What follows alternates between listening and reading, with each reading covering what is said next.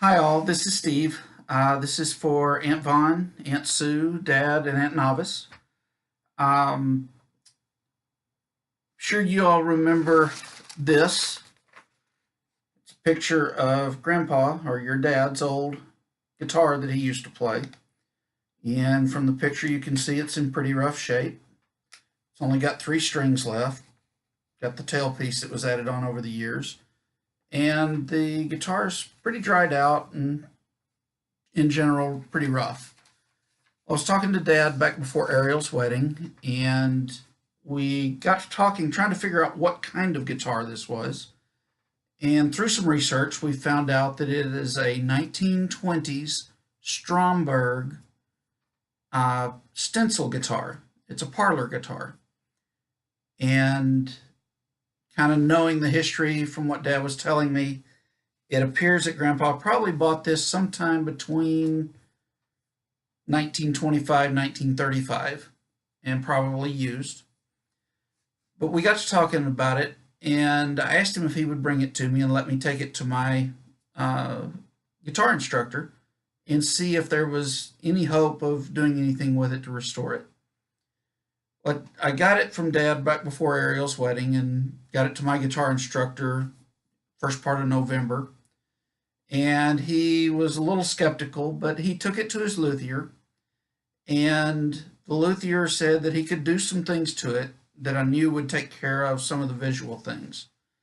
What we asked him to do was to clean it up a little bit, if possible, to try and remove the tailpiece. The reason that was actually added was because the bridge on the guitar, which is this portion right here where the strings go over, had come detached, and so it would not hold the strings and play properly. And when they put this tailpiece on, and you can't see it in the picture, but on the bridge here, whoever did this work actually cut into the wood and the metal piece that goes across there that the strings rest on, so that the strings would fit down through it and get closer to playing properly. And that actually would create friction that would cut the strings.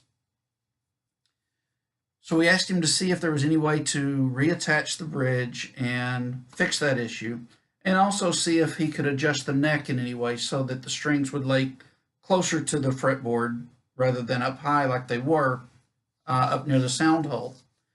And on the back of the guitar, there was an area about the size of my fist that was water damaged. It had a lot of waves in it. And a section about 4 inches long had separated from the back from the body. So there was a big hole in the back. And there was a big crack that went up the back of it, as well as two cracks on the front that came off of the screws that were holding the bridge onto the upper part of the top of the guitar. So I got it back Friday, and I think he did a pretty good job. Here is the guitar. As you can see, he was able to remove the tailpiece, which was right here. It was attached here. He was able to put new pins in so that we could get the strings to play correctly. And he put a new bone bridge in here so that it would fit more appropriately with what was there at the time when the guitar was built. He filled in the two cracks that were here and here. And then on the back, he did a wonderful job. You can see the white stains here. There were two huge white areas that actually were right here that were just powder white, and he was able to get that much of the stain off. He was able to seal the water damage here, and there was a large crack here. You can see it. It's actually overfilled with epoxy so that it doesn't, it will hold together now, so it doesn't have that opening. And he did what's called a fret dressing, where he went in and cleaned up the frets between where you press to get the sound. He also adjusted the neck, and I don't know if you can see it here, but he put a shim in underneath here so that the strings play. You can see how close they are now to the frets. That allows us to play notes way up here rather than just in the first position, which I believe is pretty much what Grandpa did back in the day. But the sound is the next question that we had about it. And so this is what the guitar now sounds like, and I hope it sounds very much like what you recall. Has a nice tone. My instructor was really surprised, and he's really pleased with it. And the great news is it didn't cost but half of what I was afraid it might cost. So it's back in a playing condition. We also, you can see a little bit of shine on the wood. We went in and put some lemon oil on here so that it would get some moisture back into the wood. And so, having said all that, I thought I'd play a tune for you. It's one that apparently Grandpa played in later years, and I'm going to do my best. I haven't played it before tonight, so we'll see what happens. It's called Making Believe. Making believe that you still love me, it's leaving me alone and so blue. I'll always dream, still I'll never own you. Making believe, it's all I can do.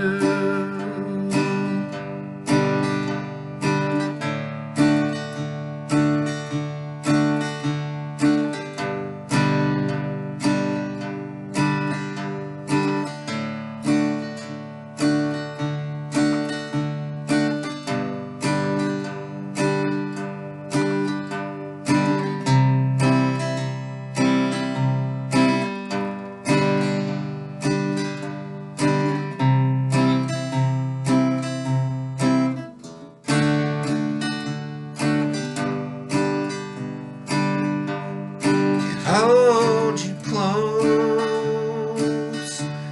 when you're not with me. You're somebody's love, you'll never be mine. Making believe I'll spend my lifetime loving you. Making believe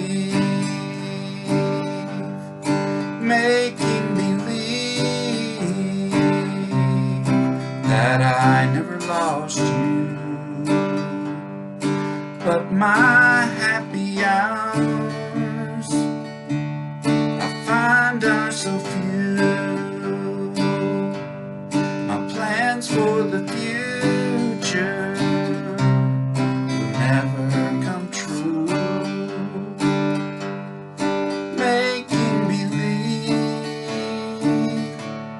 What else can I do? Can hold you close when you're not with me. You're somebody's love, you'll never be mine. Making believe I'll spend my lifetime loving you. Making believe.